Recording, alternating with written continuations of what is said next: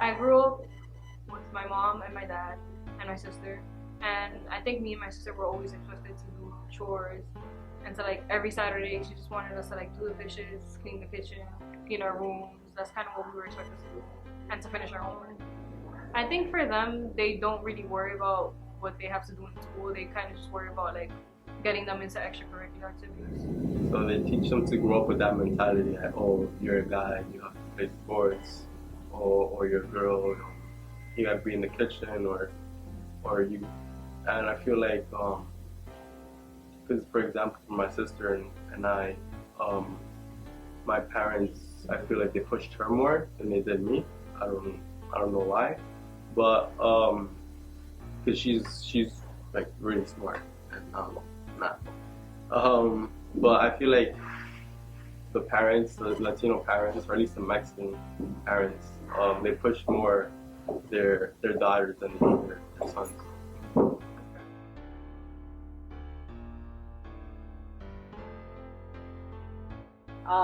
I do work with kids where I do notice that difference where, for example, more gender wise than actual when it comes to being Hispanic.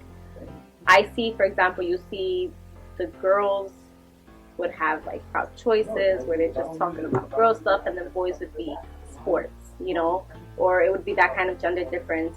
Or another thing would be where girls would just get, I guess, more attention than boys.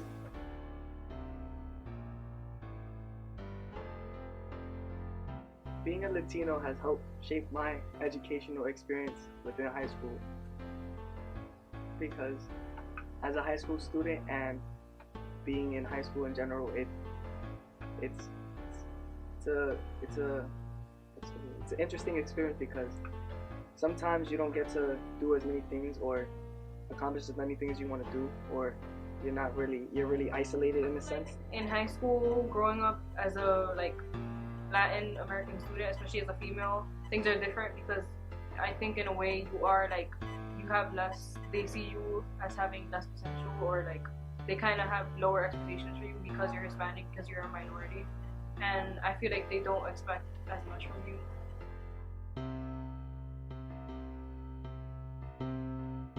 Well, I feel that in college now everybody gets the same resources, but it's up to one to take advantage and use those resources. But again, I'm a very lazy person, so I didn't take those resources. But there's a lot of people, regardless of race, and like what John Jay, and if they want to do it, they'll do it. Like it doesn't matter about race or color or anything. Like there's scholarships where it's like, oh, one of the descriptions would be, oh, must be Hispanic, and it's like, why? Yeah, I mean, to me, it's like, okay, great, but for other people, it's like, damn, it sucks. I feel like the opportunities I had were still there, but I just didn't act on it. I just decided to let the opportunities pass by.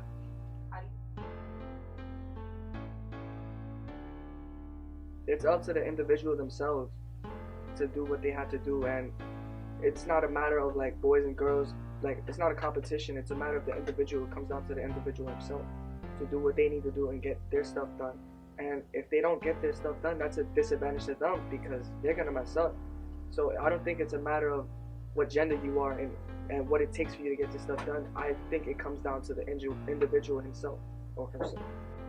Personally, I feel as if I was pushed towards just academics and getting my stuff done because, in a sense, the Hispanics are part of the minority. So you would think that other people would want you to fail and they don't want you to succeed. But in my sense, I use that as an advantage and I use that as a stepping stone because I want to prove them wrong and I want to make them look like they're wrong for thinking that I won't be able to make it, and it's just more motivation for me, and it pushes me to do better and strive for greater things than what's expected of me.